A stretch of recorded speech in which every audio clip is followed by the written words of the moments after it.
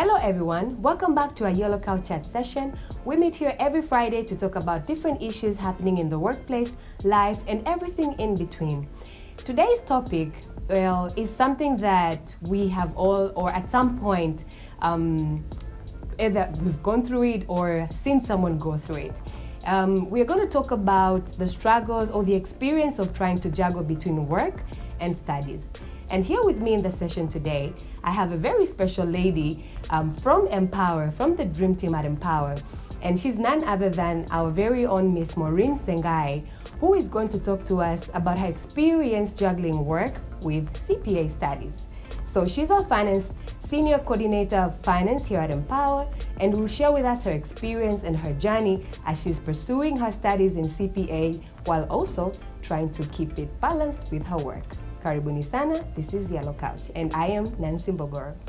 So Maureen, how are you? Hi Nancy, I'm good. How are you? I'm very well. Karibu Yellow Couch, kwenye Yellow Couch. Thank you. Is this your first time on this couch? No, I've done I think 2-3 Yellow Couches last year I believe, but I'm very excited to be here. Awesome. It's always nice to have you. It's always nice to have our dream team speak on the Yellow Couch. And I think today this topic will connect very well with you, given that you're now pursuing your CPA studies, which is, I know, I've heard, quite a struggle, and, but the rewards are, quite good as well. They are. Yeah. So tell us, Maureen, also tell our viewers, is finance a passion or just a career for you? I would say personally, it started as a career. I'll go back a little bit when I started my high school studies. I started studying bookkeeping and commerce. So for me, it was an interesting subject because I never really studied that back in primary and secondary school. Primary school. And when I joined my school, there were classes that had bookkeeping and commerce, and there were classes that didn't have bookkeeping and commerce. They had physics, chemistry, biology. But I had physics, chemistry, biology, bookkeeping, and commerce. So it was really interesting. And as I continued on with my journey in high school, I came to enjoy the subjects, and I came to find out that it's really interesting to understand how the world works and how numbers work, and not necessarily in a math perspective, but in a perspective different from math. So I would say, honestly, I was never a fan of maths, but I really enjoyed bookkeeping and commerce because I was doing maths, but in a different kind of way. Yeah. So as I progressed to my A-levels, to university, I came to think of it and I said, why can't I just make this a career? And you would see these accountants and auditors and bankers, and it was such an interesting career, to be honest. So for me at first, it started as a career, but I think as I'm progressing into my career, it's beginning to be a passion of some sort, and I'm really surprised at myself to say that at the moment, finance is currently my passion. Nice. What's your proudest moment in your career? Like so far, since when you started your first job and you entering into this field or a business function of finance, what's like the peak? Or maybe you haven't reached there yet, but you are looking towards getting there, that for you is going to be, this is success for me. To say that I've peaked is not, I wouldn't say I have peaked yet. I've barely touched the surface. I would say I'm about 5-6 years into the game. I finished my university studies in 2016. So I would say one of my biggest learning moments was when I joined Empower. I came from the banking industry. I was a finance officer in a bank, and you would think we're doing the same thing, but we're actually not. We're doing completely different things, and what I was doing there was completely different from what I'm doing now. And from the moment I joined Empower, I've been challenged, and I love the challenge. It's made me who I am. It's improved my confidence in myself and in my capabilities tremendously. And I would say that it's really interesting to look at different industries.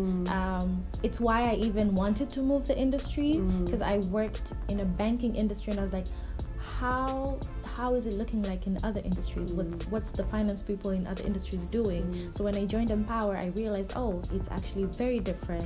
It's actually broader, it's bigger. You don't have, let's say, where I was working, there was like set reports or set types of jobs you did, but here I was doing everything. I was doing I was raising invoices. You are finance guru. Exactly. I am extraordinaire, I would say. I do so much more than I was doing where I was. So I would say this, what I'm doing now, is a really learning point for me. Where do you see yourself, like, looking at, taking back to the question, like, where do you see yourself 10 years, 5 years down the road in your career path? What will be like the most, like, this is it for me, I don't think I can top up any more than this? I'm not sure, to be honest, but I see myself and I look at myself and I think I would be a trusted advisor to whichever company that I'll be working for at that time, whether it's Empower. I want to be a trusted finance, accounting advisor. I want to be the person that my company comes to and say, we want to invest in this, what's happening, how is the world looking at, how is the economy looking at, how is the finance looking like. I want to be the one that every person in the company comes to when they want to make informed decisions. Because of course we run organizations, or organizations run because of the money. Cash rules everything around us, right? So I want to be that person that is dependable and a trusted partner to support and to advise the company that I work for, the people that I work with, on how to make informed investment decisions, on how to make informed business deals, on how to make, profitable contracts, and how to get profitable partnerships. So I look at myself and I see myself going through that path. Awesome. That is truly beautiful. What inspired you now to pursue your CPA studies whilst, already having started a career? What motivated you? I would say first and foremost, you look at people and you're like, oh, that person is a CPA. And I was like, what's a CPA? I never really knew what it was. And then later on, after I researched and whatnot, I realized, to be able to climb the ladder into what I want to be in the future, I most definitely have to have my CPA. And I was like, okay, let me just go with it and let's see how it goes. But then I realized, as I'm studying my CPA, I am learning as I'm working. So there are things you may be working, maybe I'm at work, I'm doing taxes or whatever, and I relate it with what I'm studying in the classroom. So I'm like, so that's why this is this. But then in the working environment, you learn as you go, you learn as you do.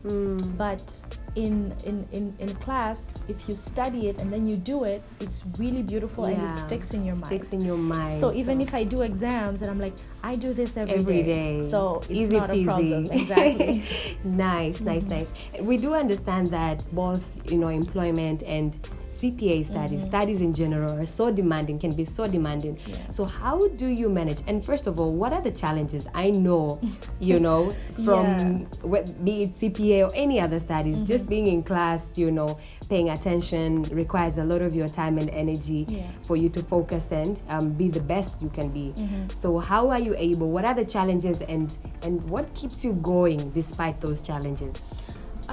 The challenges, I would say, they're always there, and with whatever you're doing, there's always got to be some challenges. I would say for me personally, your personal life, scratch that out. Like, you need to be very motivated to maintain a personal life if you're juggling school and work. Because imagine you go to work 8 to 5 and then 5:30 you have to be in class. So you be in class from 5:30 to around 9. So after 9, then you go back home. So there's no family time. Social time with friends. There's no social time, exactly. So you go to class, let's say 3-4 times a week. You go to classes 3-4 times a week, But then remember, you're coming straight from work and you're tired. Yeah. So basically what you're doing in the classroom is you're listening to the teacher and you're taking notes. But then the time that comes up, now you have to sit and analyze the data you've studied in the class, has to be the weekends. So it's either a Saturday or you're a Sunday. fully booked. So you're fully booked. And then you have friends Yeah. who are like, let's go out, let's do this. And you're like, oh, I have a class on that day. Or, oh, I have a group discussion on that day. Yeah. Or, oh, this Saturday I missed a few classes during the weekdays, so I have to recoup over the weekends. So I would say it affects your personal life really, not in a bad way, but like you find yourself like you're not having a social life. So you need to be very motivated to say, I want to have a social life, I also want to study, and I also love my job. Because sometimes it can get a bit overwhelming. So for me, I took it really slow. Like, I have friends who right after university they went straight to CPA. Yeah. They're now CPAs. It's painful. Like, you feel you're envious. Yeah. You see them graduating, but you have to look at yourself and say, can I be able to do what they're doing? I cannot. Maybe some of them have they get free time, or maybe some of them have really they're really motivated, so they can take 3-4 subjects at once and be done. But for me, I'm like, CPA is basically, it takes your time. So look at yourself and say, can I be able to study, work, and have a social life as I'm also taking on all these subjects at the same time? And then I realized I really cannot. I can only do 2 to 3 subjects per once. So I think basically what keeps me motivated is the fact that I will graduate one day, whether it's this year or the next year. Just know that you're going to graduate eventually, and it doesn't matter if you finished in 2019 or 2021 or 2025. What matters is you've achieved that goal. What's the beauty in it as well? Of course, the beauty in it, you become a certified public accountant. The title at the front, so you're like CPAT Maureen. And the perks that comes with it is also career growth, opportunity to grow yourself on your career. Because there's certain things, if you do not have a CPA, you cannot do as a finance person or an accountant. So of course, it's a good push towards your career goals. But it's also something, I'm a really huge advocate of bettering yourself. So like, regardless of the title, learning gives you, it empowers you. It gives you a certain power that a person who didn't study CPA doesn't understand. So I would say the beauty of it is you learn, you improve yourself, you're aware of how the world works, but you also grow yourself. You grow in yourself. your career. Okay, so is it safe to say that experience in itself is not enough for someone who is just an accountant, graduated, has been practicing for a certain, for a number of years already. And for someone, it's easy for them to say, hey, I've been working for a number of years already, so, I can grow into my career and just keep going. Is it safe to say that someone needs a CPA for them to, have that, to grow further into their career or to deliver better in their role? Or just experience is enough for, in some instances? I would say for certain careers, you most definitely have to get your professional accreditation. So this is what it is. A CPA is a professional accreditation to say that you have learned more than what you've studied in university, plus some more. So you're well versed in tax laws, you're well versed in how a company operates and how to do financial statements. Because of course, if you don't have a CPA, unfortunately, you cannot certify your company's financial statements. There's certain things you're limited, you cannot do. So I would say, because this is a professional accreditation, it's very, very necessary. If you do want to progress yourself in your career, it's a very necessary step you have to take, unfortunately. And it's also, I think, one of the reasons that pushes many people to take their CPAs, because you may find you have 10 years experience, but unfortunately there are things you cannot do, or probably won't be entrusted to do because you don't need have the certification. Exactly. So I would say most definitely it's a necessity. Yeah. However, there's people who have taken accounting in university, but have taken a whole different career path. So there's no point in you taking a CPA. So for example, if there's many people, I know many people, I have friends, family who they took accounting but went in the banking industry, moved a completely different path. Yeah. So there's no need for them to take a CPA. Yeah. But of course, if you want to grow your career into the finance and accounting path, you most definitely need your CPA. Need the CPA. Nice. I think this is very beautifully put, and I believe for someone who's watching and probably thinking as to whether they should go for it or not, is there such a thing as it's too late, such a time that, you know, like, hey, you're too late now to go for a CPA, or is it something that someone can go after at any point? I am a huge advocate of it's never too late to do anything. I actually hate it when people put timelines on other people's lives. There is no specific time for you to do anything. Yeah. Of course, except for school, which even if you did not go to school when you were young, you could still go back to school. There's opportunity for you to learn. And you can do your A levels, your O levels. You can go back to university. I went to university with older people who are the same age as my mother, you know, and they graduate. They graduated with us. I go to CPA classes with way older people who they tell you, I've worked for 10, 15 years. And you're like, wow. Yeah. Why am I stressed? You know? Yeah. And they haven't gotten the CPA and they're still going. Yeah. So I would say it's never too late to do anything. And also there's a very popular what do we used to call them? Elimu haina mwisho. You know? Yeah. Elimu haina mwisho. There is no end of the road that says, okay, Maureen, that's enough. Go back. Absolutely. You can go on. You can, whether you're 40, 50, 60. I believe that there is no right time to better yourself than now and today. Yeah. So don't think about it. Go for it. Take it as slow as you can. If you're gonna do one subject per sitting, do it. If you want to do 2, do it. If you want to do 10 as well, you can do it. What matters is you're taking your own pace, and you know, don't ever think that it's too late to do anything. I think the key takeaway point here is it's never too late. No, you know, you could be thinking, you could be wondering whether this is the right time or not. I think there's never such a thing as the wrong time to bettering yourself. You know, when you feel like it's about time for you to upgrade your knowledge, your skills, to upskill yourself, I think as long as you are in the position to do so, I think you should just go for it. You know, just go for it. And I would say that there are people who haven't taken it because maybe of financial constraints, personal reasons, health reasons. So if you're healthy and you are in the right financial position to be able to study, you should do it. Because like I said, there is no timeline for you to do anything in life. You should just go through your own timeline, and I believe if you follow your own timeline, you reach your goals easier. Like for example, I would say personally, every time I look at my during graduation season, it's usually October each year. You look at your friend like, oh, she graduated, he graduated, and it kind of like brings you down a little bit, and you're like, I should have done this, I should have done that, because there was a point in my career I had to pause my studies for about a year and then just work because I didn't have time.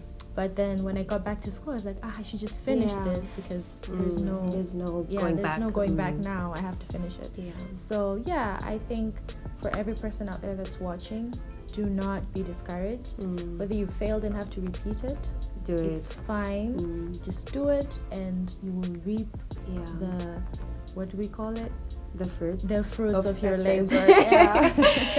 So I think this was a great discussion, Maureen. Thank you for sharing with us your journey. It's very personal to you, and I think in some way it has inspired someone or will inspire someone out there who is also maybe at a crossroad wondering whether they should pursue their career, their CPA studies or not. It could not be CPA, it could be your master's degree, your bachelor degree. Just go for it, you know, as long as you have the financial position to do so. You might not have all the time in the world, but you'll never have all the time in the world. So find a way, things will always balance out in the end. And I would add something from a personal note, I think the sooner the better. Exactly. If you haven't started your career yet, maybe you're hunting and you need something to keep you busy in this period, I think as long as you have the capacity or the ability to do so, go for it. Apply for that CPA, apply for that study that you want to, for the studies that you want to upgrade yourself in, and start doing them. Along the way, you could find a job that will accommodate you and your work and still finish your studies, or you'll find out that you have to pause maybe for a year or two in order to gain the grounds for in your career. But either way, you'll finish your studies. Excuse me. So thank you so much for watching. I'm sure you've learned something from this session. Maureen has shared with us tips. Just go for it. Take it slow. I think she said that. Take your time. Take your time. Take it slow. No rush. Your friends could be graduating, but it's your pace, it's your time, and there's beauty in that. All right. So thank you so much for watching this Yellow Couch. Until next time, do not forget to subscribe to our YouTube channel. This is where we post all of our content right now. Please go to our YouTube channel, and you could open the Yellow Couch channel, and you'll be able to see all of the previous Yellow Couches we've done. But also we have a very famous but also very insightful and resourceful website page on our website called The Movement. Please go there. You'll find lots of articles written by different experts for you to learn and grow. But also, if you're a writer yourself, you can write, share your ideas, your journey, your story, and who knows, you could be inspiring someone on the other end. So thank you so much. Until next time, Maureen and I are signing out. You need any expert opinion, advice, she's your girl, yeah? And we're signing out from Empower. Up until next time, go Harry. Bye.